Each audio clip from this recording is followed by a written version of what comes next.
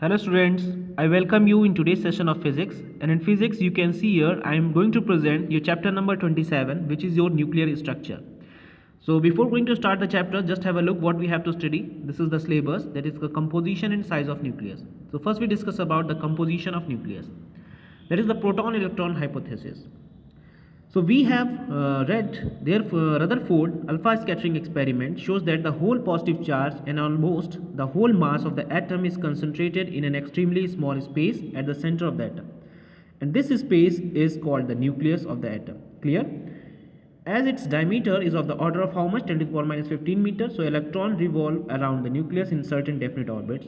And the negative charge of all the electron is equal to the positive charge of the nucleus. Fine. Of the atom, so the atom as a whole being electrically neutral in its normal state. Now in 1919, Rutherford discovered the proton. That is, the mass of proton is equal to the mass of hydrogen nucleus, and its charge is how much? Plus E. That is, it has a positive charge equal to the negative electronic charge. Fine.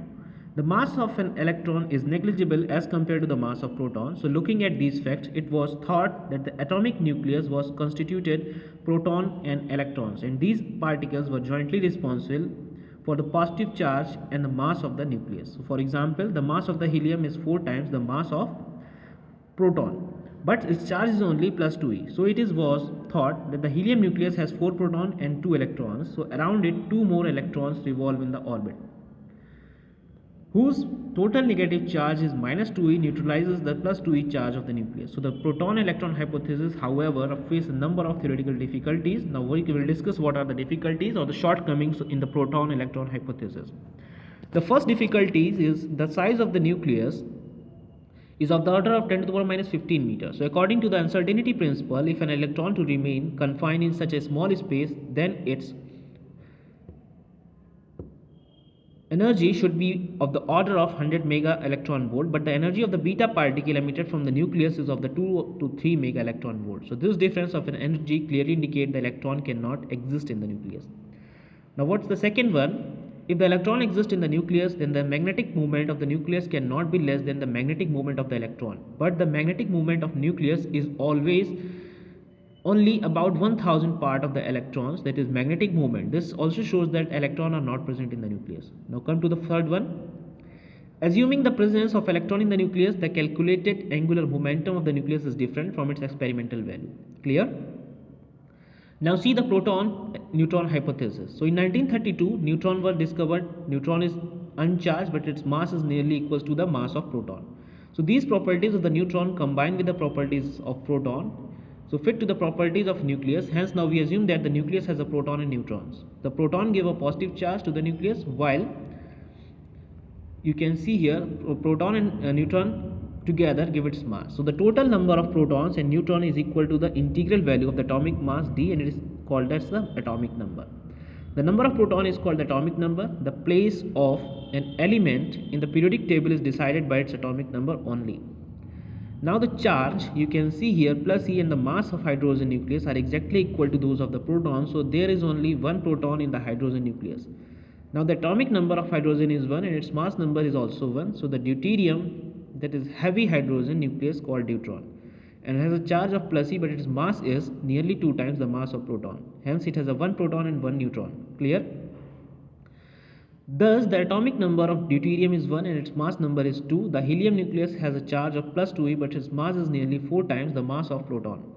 So hence, helium nucleus has 2 protons and 2 neutrons. The atomic number of helium is 2 and its mass number is 4. So the lithium nucleus has a charge of plus 3e, but its mass is nearly 7 times the mass of proton. Hence, its nucleus has 3 protons and 4 neutrons. Thus, the atomic number of lithium is 3 and its mass number is 7. So in general, the atomic number atom is Z and its mass number is capital A. You can see from this figure, here are the different atoms and different their compositions of nuclear element. So then you can see here, the nucleus contains Z proton and A minus Z neutrons. So the atomic number of the atom X be Z and its mass number be A, then the atom is written as ZX to the power A. So the nuclear particles, which is your proton and neutron, are also called nucleons. Clear? Now come to the second one, nuclear size, shape and density. This is the second one. What is the nuclear size? So the Rutherford experiment on the alpha scattering experiment by thin metallic foil provided a rough estimate that the size of the atom is of the order of 10 to the power minus 15 meter. Now since then many scattering experiments using energetic electron and neutron as the scattering of a particle have been performed to determine the size of the nucleus. So these experiments shows that the volume of the nucleus is directly proportional to the number of nucleons in it, in which the mass number be A and its radius is R of the nucleus. So assume spherical.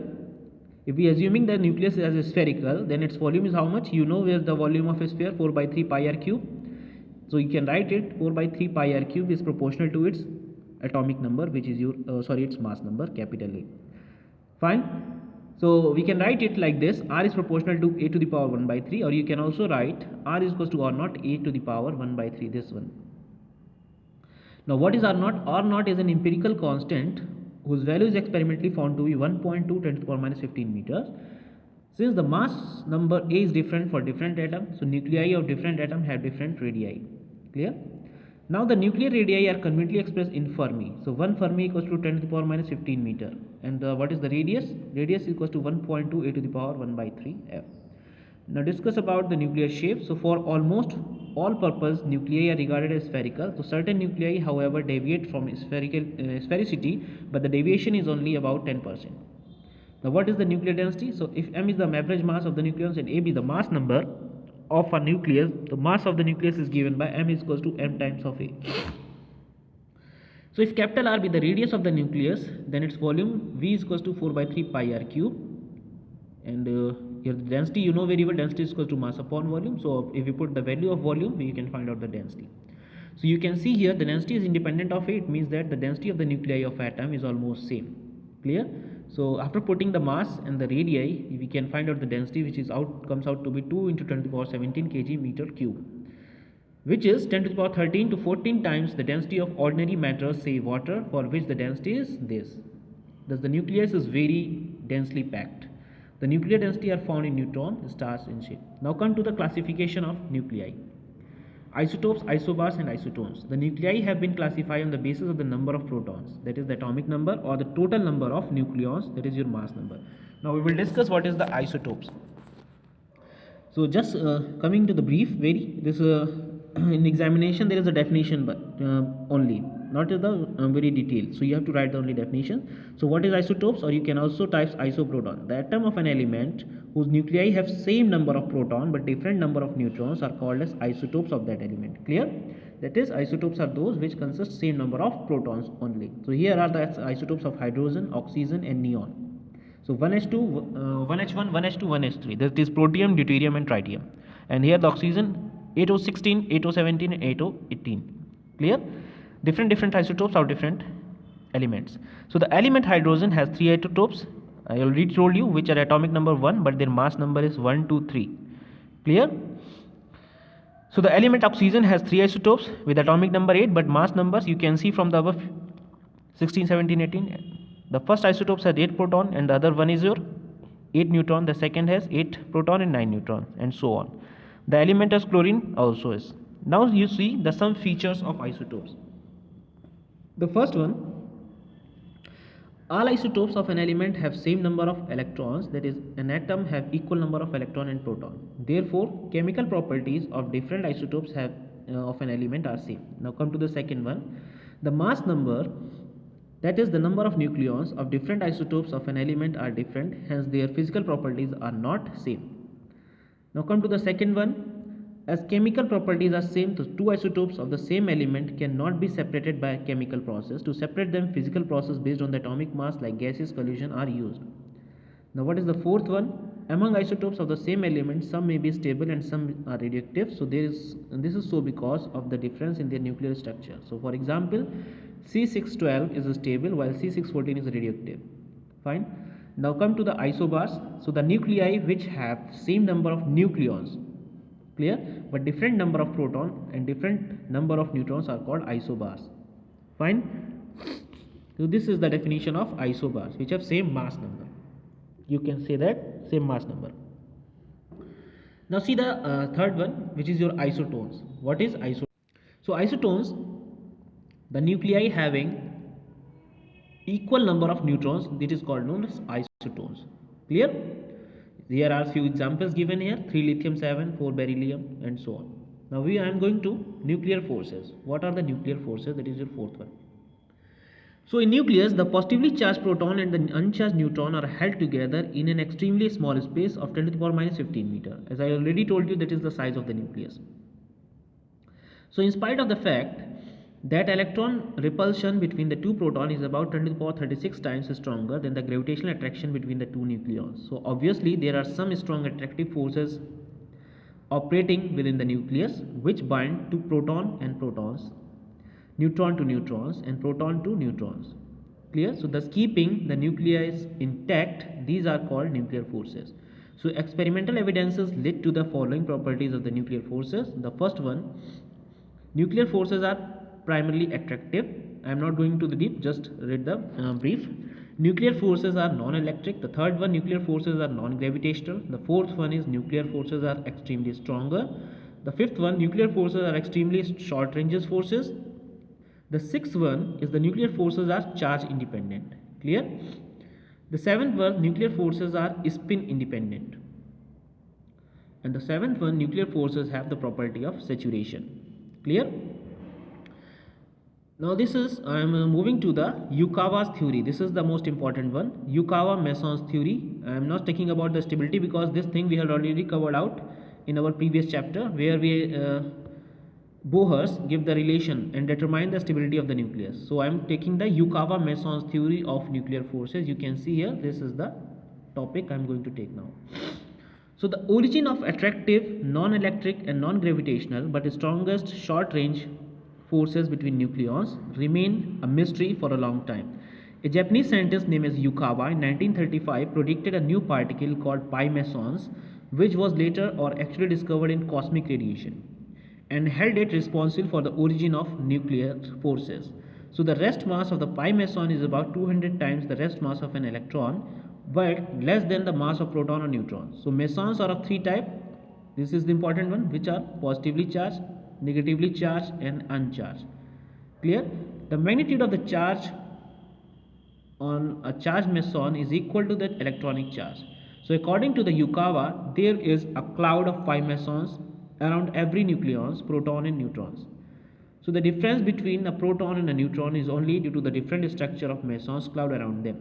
So there is a continuous exchange of pi mesons between the proton and neutrons, due to which they continue to be converted into one another. So when a pi meson jumps from a proton to a neutron, the proton is converted into a neutron and the neutron is converted into a proton. You can see here, this is the conversion of pi mesons. So conversely, when a negative pi mesons jump from a neutron to proton, the neutron is converted into a proton and the proton is converted into a neutron. There is a conversion of proton into neutron. And here you can see, when a positive pi meson jump from a proton to neutron, the proton is converted into a neutron. This one. Clear? So the exchange of positive pi meson and negative pi mesons between the proton and neutron is responsible for the origin of nuclear forces between them. Similarly, the nuclear forces between the two proton and between the two neutron are generated by the continuous exchange of pi mesons between them. Thus, the basis of the nuclear forces is the exchange of pi mesons, and hence they are also called the exchange forces. Clear? Means nuclear forces are also called as the exchange forces. Now, although a neutron is outside the nucleus is unstable particle, but inside the nucleus the neutron and the protons are continuously converted into one another, and the proton-neutron pair is stable in dynamic equilibrium. So according to the modern concept, all the forces, strong, electrical, weak and gravitational forces, are exchange forces. So electrical forces between the two charged particles are generated by exchange of photons. A new particle, graviton, has been assumed to be responsible for the origin of gravitational forces between the two particles of matter. Clear? Now come to the nuclear reactions. You can see here the fifth one. So a nuclear reaction is a strong interaction of atomic nucleus with an elementary particle, resulting in the formation of a new nucleus and one or more new particle. It can be represented by x plus a is equal to y plus b, where x is the initial nucleus, a is the initial particle, y is the final nucleus and b is the final particle. So in short form it can be written as x A, B, Y.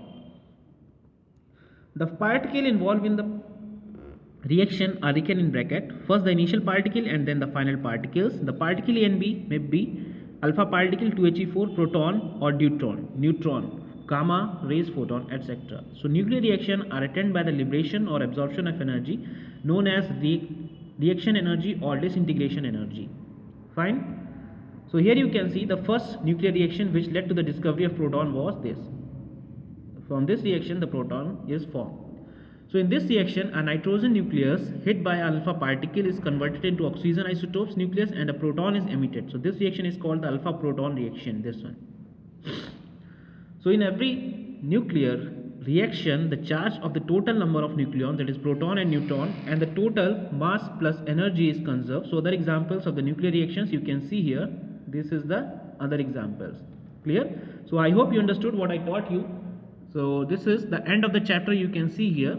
Just read these examples and we will meet with a new chapter in our next lecture. Till that, do study. Thank you class. Thank you very much.